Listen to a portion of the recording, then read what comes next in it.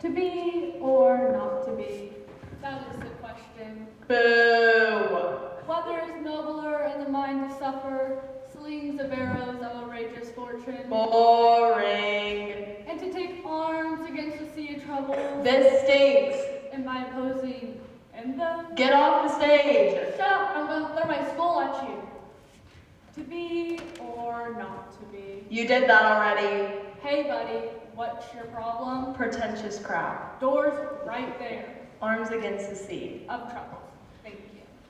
Arms against the sea of troubles, and by opposing in them. Arms against the sea.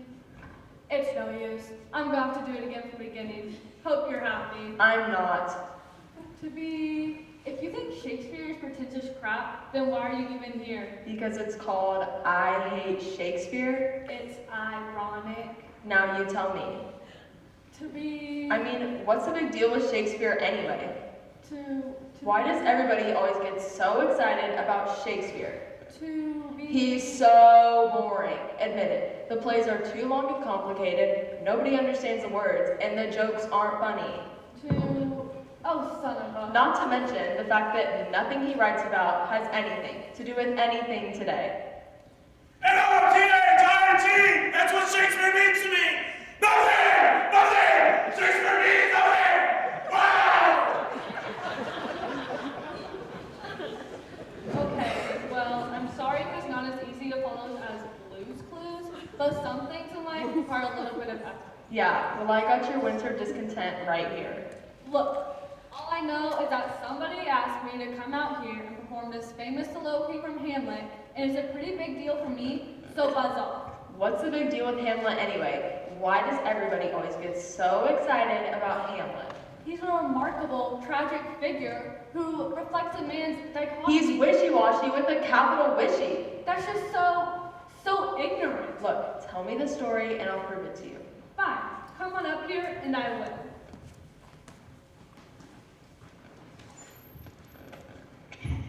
Hurry up, we don't got all day.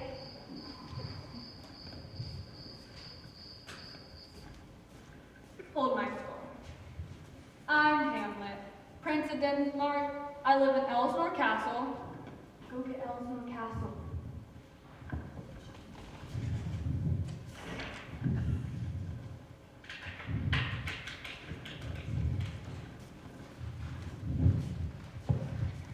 Hello, dear.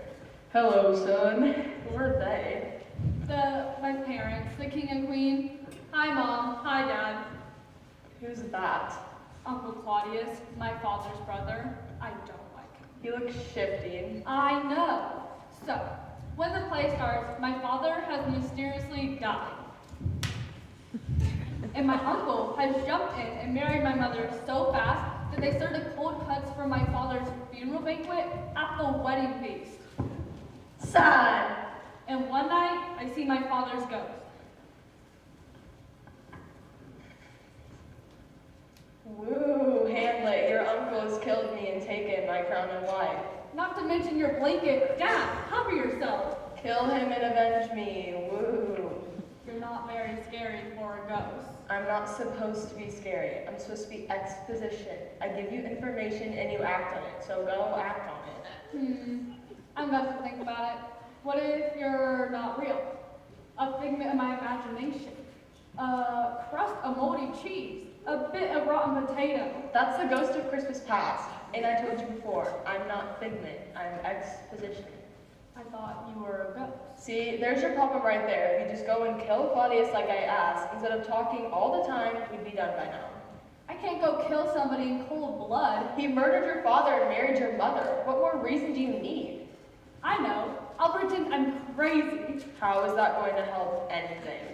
I have to get proof of my uncle's guilt, and if I'm crazy, no one's going to suspect I'm up to something. Hello, I'm a ghost. I think I know who murdered me.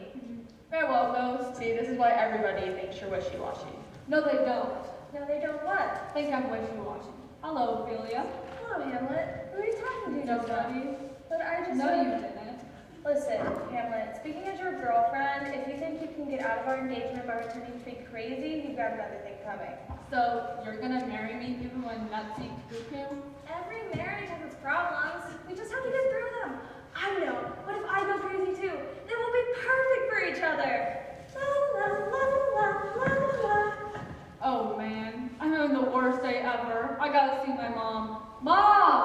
Is something wrong, dear? You've been acting awfully funny ever since your father was murmuring about how much he loved you just before he died, and your uncle took his blanket. Oh, did you want it? See, that's what I wanted to talk to you about. Something's fishy in the state of Denmark, and a little ghosty tells you you know something about it. How could you say such a thing about your own mother? Are you crazy? Yes, I'm crazy, and I think Uncle Claudius murdered my father, and you know all about it. Oh no, my crazy son's attacking me. I'll save you. I think not, Uncle Claudius. Thus I avenged my father. Ah! Wait, you're not Uncle Claudius. You're Polonius, Ophelia's father. I can tell you, she's not gonna take this well. Help! I asked you to kill one guy, and you killed the wrong one. I finally get the nerve to do it, and it's not even him. What are the odds? Hamlet, did you kill my father? Sort of. That's it. The wedding's off. Going crazy I can take. Killing my daddy is going too far. I'm gonna kill myself, and it's all your fault. I asked you to kill one guy. One guy. And look at the body count you're racking up. And the one guy you're supposed to kill is still alive. This revenge stuff is hard.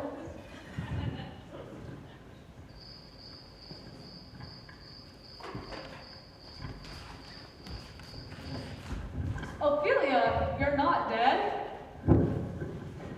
It is I, Laertes, son of Polonius and brother of Ophelia. You seem to have killed my entire family. But it was an accident. I could have sworn I saw Uncle Claudius. Nevertheless, we must duel. Great, more killing, but again, wrong guy.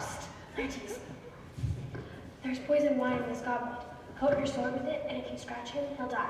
Well, that's fine. What if he kills me first? Well then, I'll make sure he drinks it, and he'll die that way. So it's a win-win situation. Except I'd be dead too. That's a risk I'm willing to take. Now one guy. Hun, can I have a drink? Oh, gotcha. Tis but a scratch. That's what I call a wound. Hey, that hurt. Hamlet, don't drink the wine. Why, bad year? Not again. Okay, this one I had nothing to do with. Hamlet, your uncle. Killed my father and married my mother, I know. Yes, but he. Needs to be taught a lesson, I know. Yes, but he also. Looks horrible in that blanket, I know. Listen, would you just shut up for a minute and let me talk? Your uncle poisoned the wine, poisoned my sword. We're both goners. Wow. Now that I did not know. I know. You're the cause of all this death and destruction. Oh, really? He's the cause? I just wanted to be king and comfortable. Is that so wrong? Take Ah! Bury me in your father's blanket. It's so warm and fluffy.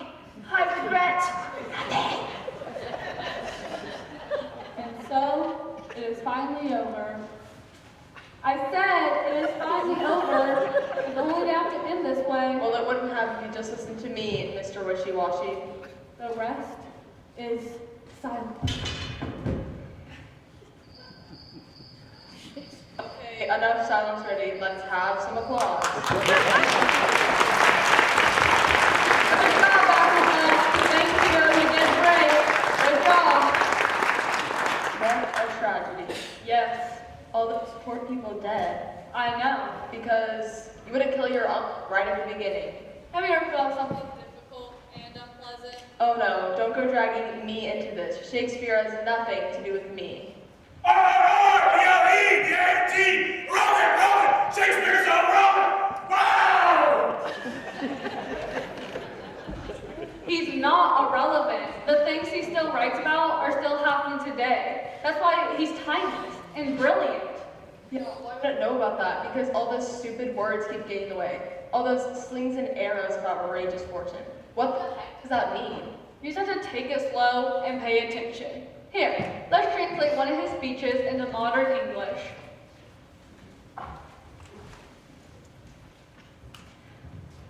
Romeo, Romeo, wherefore art thou, Romeo? Romeo, out of all the guys I could go out with, why does it have to be you, king of problems? Look, where are you? I'm in front of the limited, just be, and you're not here. Deny thy father and refuse thy name, and if thou wilt not, be but sworn my love, and I'll no longer be a Capulet. Okay, like, I know you're getting all freaked out about how, like, my dad makes fun of your name, but, like, get over it. How many times do I have to tell you it doesn't matter what your name is? So your name's Romeo. Big deal. I don't care. Look, it could be worse. What about that girl in biology's class whose name is Rainbow? Look, you can just go by your middle name if it makes you feel any better. I can go by mine, and we'll be Theodore and Margaret. How's that? 'Tis but thy name that is my enemy.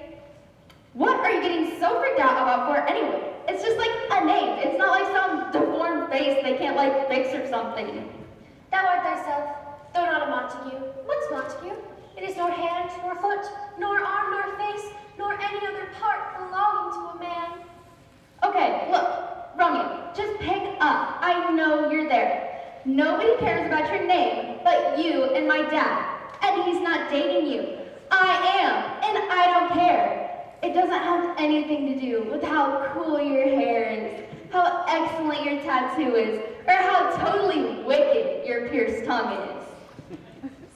What's in a name, that which we call a rose? By any other name would smell as sweet. So if Romeo would, were he not Romeo called, retain that dear perfection which he owes without that title. Look, it's like when we got our dog, right? And my mom wanted to call him Arfie. Well, even if we called him Arfie instead of Gandalf, I still love him just as much as I do now. So even if your mom named you something even stupider than Romeo, you'd still be like the hottest boy in school. Romeo, doff thy name, and for that name which is no part of thee, take all myself. So get over yourself already, okay? When you're ready to grow up, you can go over to the food court and buy me some nachos or something.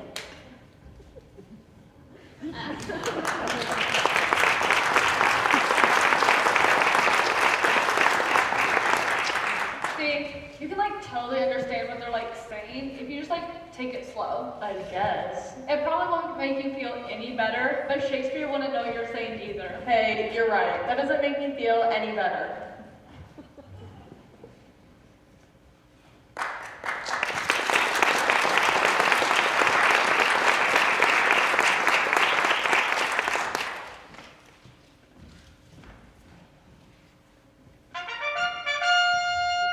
And now, the Zombie Theater proudly presents Richard the Third. Sorry, that's Richard the Third.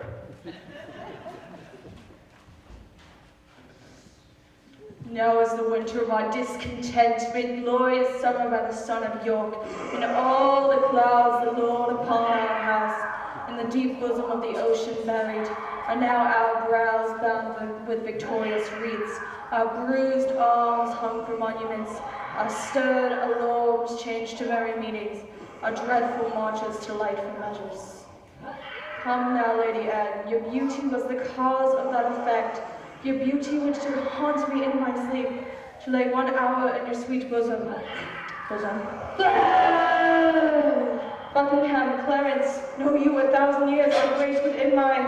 A horse, my kingdom for a horse!